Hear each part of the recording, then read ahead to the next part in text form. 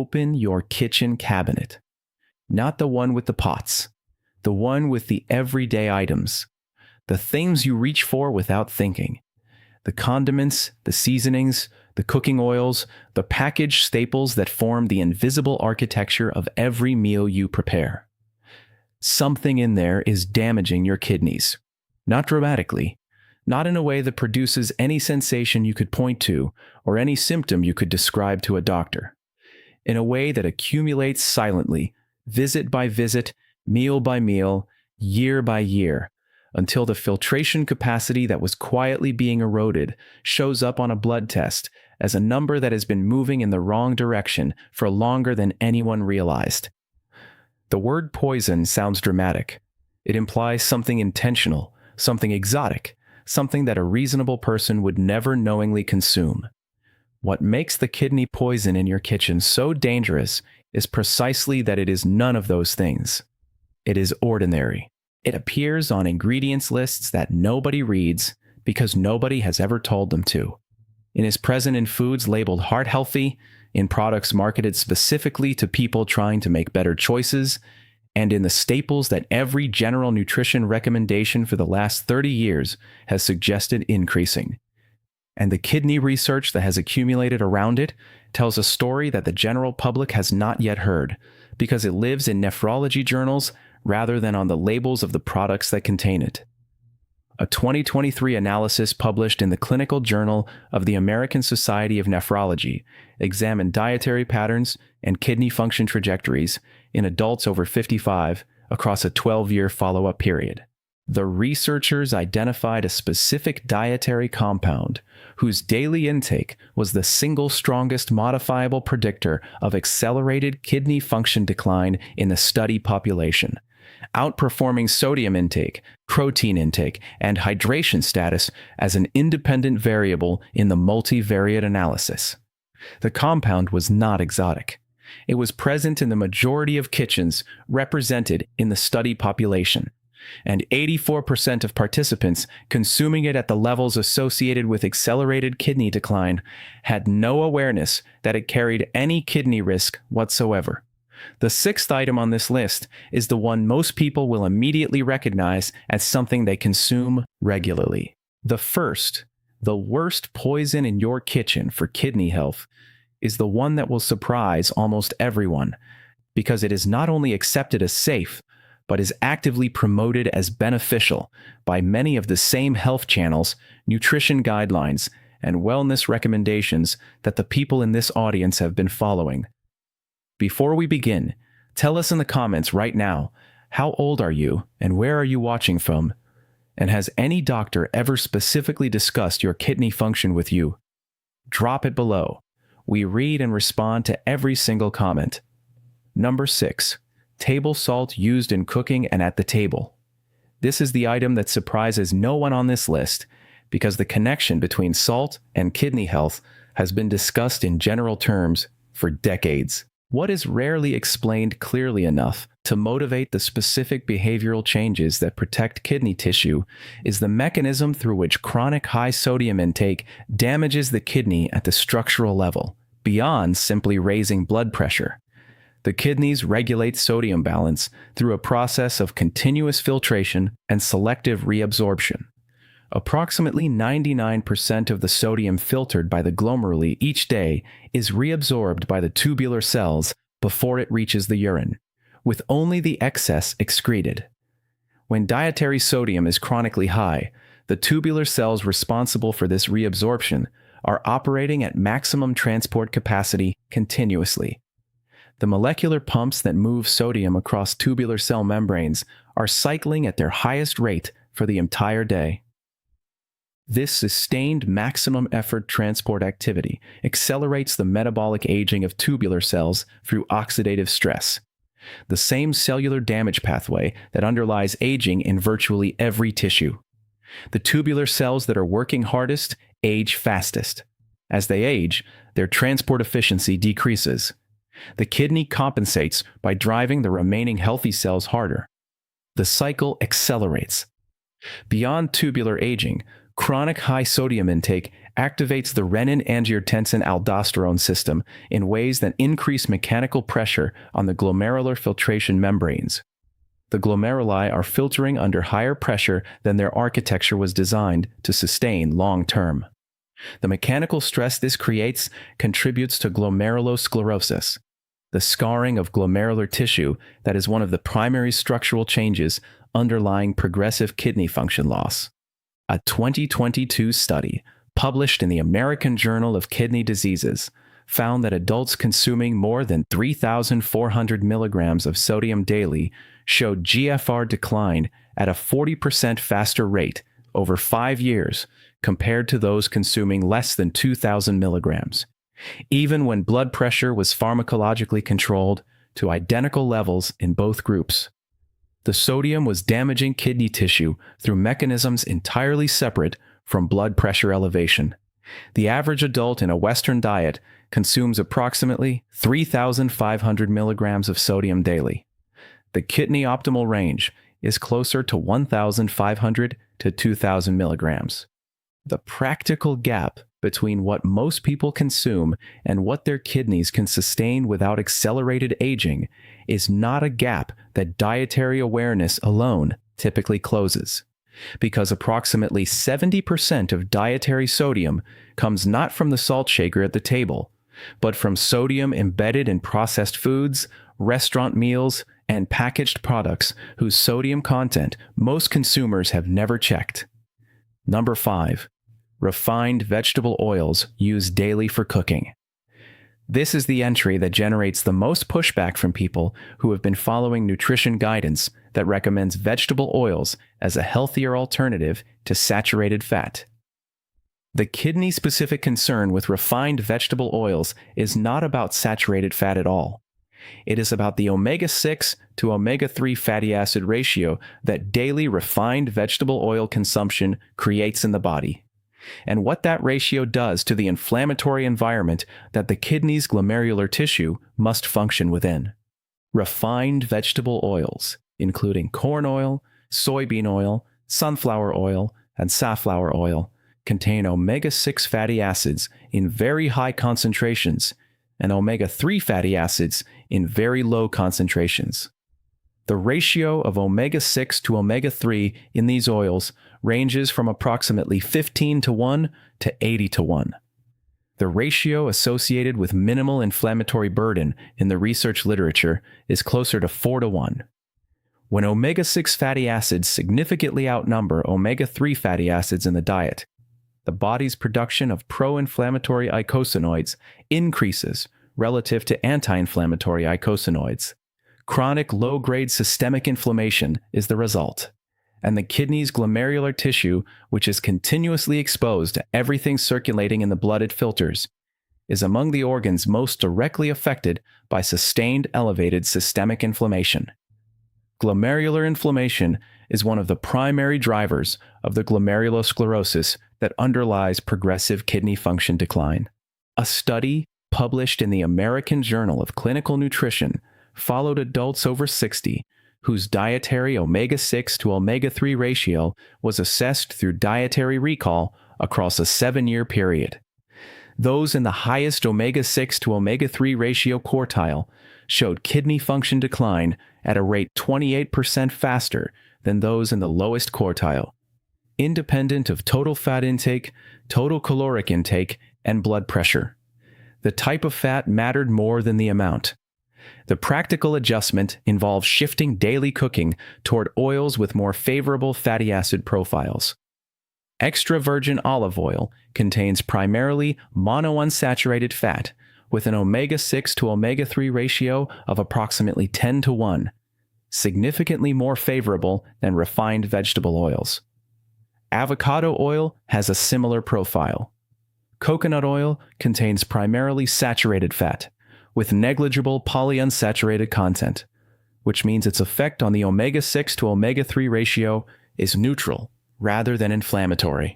None of these alternatives is perfect for every cooking application, but replacing the refined vegetable oils used for daily cooking with any of these options produces a measurable shift in the inflammatory environment that the kidney's filtering tissue operates within. Before we continue, if this has been useful so far, hit that like button so more people can find this information. Subscribe and turn on notifications. New content every week. Number 4. Artificial sweeteners in packaged foods and beverages.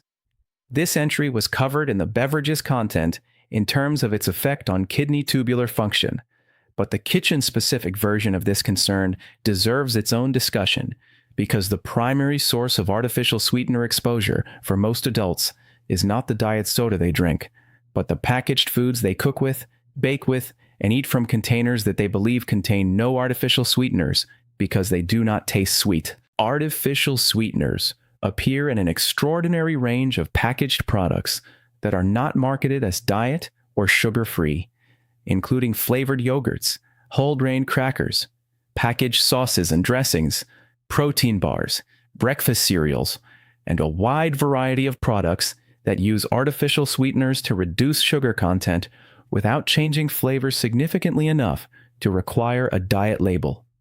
Sucralose, aspartame, saccharin, and azosulfame potassium are all present in the ingredient lists of products that most adults consume without any awareness that they are ingesting artificial sweeteners, because reading ingredient lists is not a default behavior for people who are not specifically looking for these compounds. The kidney-specific concern, as documented in the Clinical Journal of the American Society of Nephrology study described in the introduction to this video, involves the tubular toxicity that these compounds produce at the concentrations reached in tubular fluid during kidney excretion. The kidney filters artificial sweeteners from the blood and concentrates them in the tubular fluid before excreting them in urine. This concentration process exposes the cells lining the tubules to sweetener concentrations that are significantly higher than the blood concentrations that produced no obvious effect in short-term toxicity studies. And it is this tubular exposure, repeated daily across years of habitual consumption, that the longitudinal kidney function data consistently points toward. The practical first step is spending 15 minutes reading the ingredient lists of the 10 packaged products you consume most regularly, and identifying which of them contain artificial sweeteners that you did not know were there. For most adults, this exercise reveals at least 2 or 3 daily sweetener exposures that were entirely invisible before the label was read. Number 3. Phosphate food additives in processed and packaged foods. This is the kitchen poison that is most consistently documented in nephrology research as a driver of kidney function decline in adults who are not aware it exists. And it is present in more of the packaged foods in most kitchens than any other compound on this list. Inorganic phosphate additives are used as preservatives, emulsifiers, leavening agents, flavor enhancers, and texture modifiers in an enormous range of processed and packaged foods. They appear on ingredient labels under names including disodium phosphate, sodium phosphate, calcium phosphate, dipotassium phosphate, phosphoric acid, and sodium tripolyphosphate, among others. The distinction between inorganic phosphate additives and the naturally occurring phosphorus in whole foods is absorption efficiency. Natural phosphorus, bound to organic compounds in foods like meat, fish, legumes, and dairy, is absorbed at approximately 40 to 60% efficiency because it requires enzymatic digestion before it can cross the intestinal wall. Inorganic phosphate additives require no digestion and are absorbed at 90 to 100% efficiency directly through the intestinal wall. This absorption difference means that a serving of processed food containing inorganic phosphate additives delivers a phosphate load to the kidney roughly twice as large as the same amount of phosphorus from a whole food source. The kidney must excrete this excess phosphate, triggering the release of a hormone called FGF23 that forces the kidney into elevated phosphate clearance mode. Chronic daily elevation of FGF23 is independently associated with accelerated kidney function decline, cardiovascular disease, and mortality in multiple large longitudinal studies. The JAMA study on FGF23 and mortality found that adults in the highest FGF23 quartile had a mortality risk that was 5 times higher than those in the lowest quartile, with much of the excess risk attributable to the kidney and cardiovascular consequences of chronic FGF23 elevation. Adults whose daily diet includes processed foods containing phosphate additives are chronically elevating their FGF23 in ways that their standard annual blood panels are not measuring.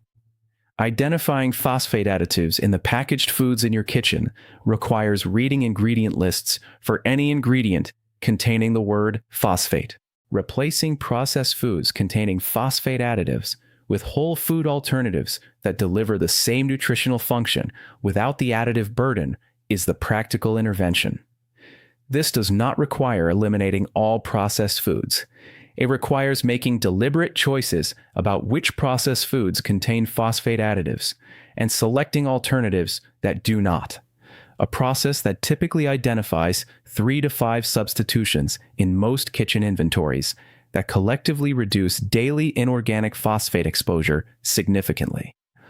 Number 2, fructose in disguise, high fructose corn syrup, and agave nectar. Most adults know that sugar is not ideal for metabolic health. What fewer adults know is that not all sugars affect the kidney through the same mechanism, and that fructose specifically, at the quantities present in the modern diet, through high fructose corn syrup, agave nectar, and the concentrated fructose in many foods marketed as natural or healthy, creates a kidney-specific burden that glucose does not. When fructose is metabolized by the liver, uric acid is produced as a byproduct through a specific enzymatic pathway. Glucose metabolism does not produce uric acid through this pathway. Fructose metabolism does, proportionally, and at the quantities present in a diet that includes any significant amount of processed food containing high fructose corn syrup, the uric acid production is substantial enough to affect serum uric acid levels, and more specifically, the concentration of uric acid in the kidney tubular fluid where it must be excreted. Elevated uric acid in the kidney tubular environment contributes to tubular inflammation, tubular cell dysfunction, and the crystal formation process that underlies kidney stone development, and the chronic tubular injury that precedes it.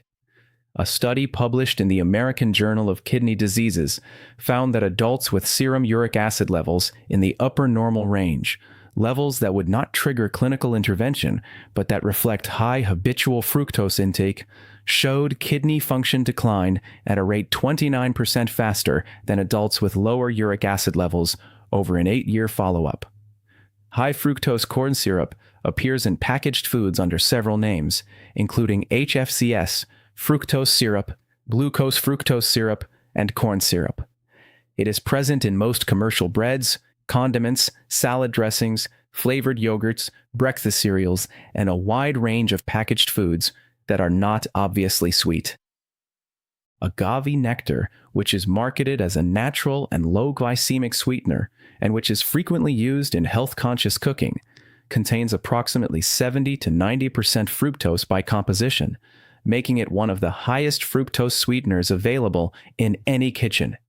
Replacing high fructose corn syrup containing products with whole food alternatives, and replacing agave nectar in cooking with small amounts of maple syrup, which contains primarily sucrose rather than free fructose, or with raw honey, which has a lower fructose to glucose ratio than agave, reduces the kidney uric acid burden while maintaining the cooking function these sweeteners serve. Number 1. Oxalate-rich foods consumed daily in large quantities, specifically spinach, in smoothies. This is the kitchen poison that will generate the strongest reaction from this audience because it directly contradicts advice that has been given by nutritionists, wellness coaches, and general health content creators for the last 15 years. And the research behind it is specific enough, consistent enough, and documented in enough major nephrology publications that it cannot be dismissed as contrarian health advice. Spinach is nutritionally valuable. It contains iron, magnesium, folate, vitamin K, and antioxidants. In reasonable amounts, as part of a varied diet, it is genuinely beneficial for most adults with healthy kidneys.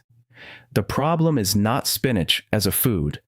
The problem is the way spinach has been incorporated into the daily routines of health-conscious adults over the last decade, specifically through green smoothies that can contain 4, 5, or 6 cups of raw spinach in a single serving consumed every morning.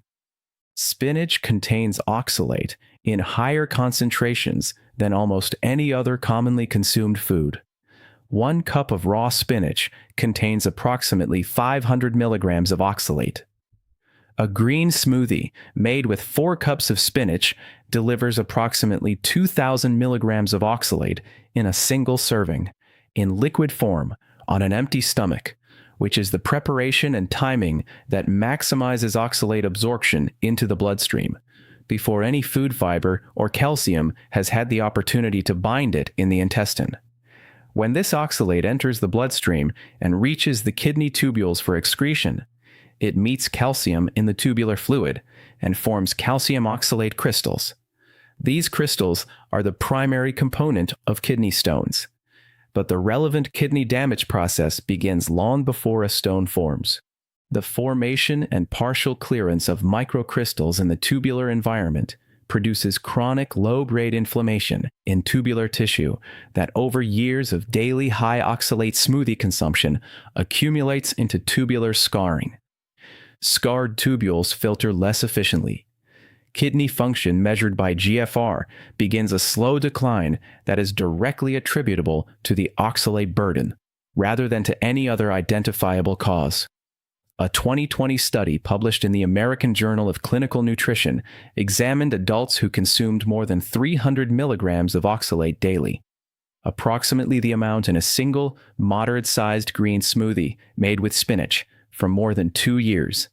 Compared to adults with low oxalate intake, this group showed a 34% faster rate of GFR decline over the follow-up period.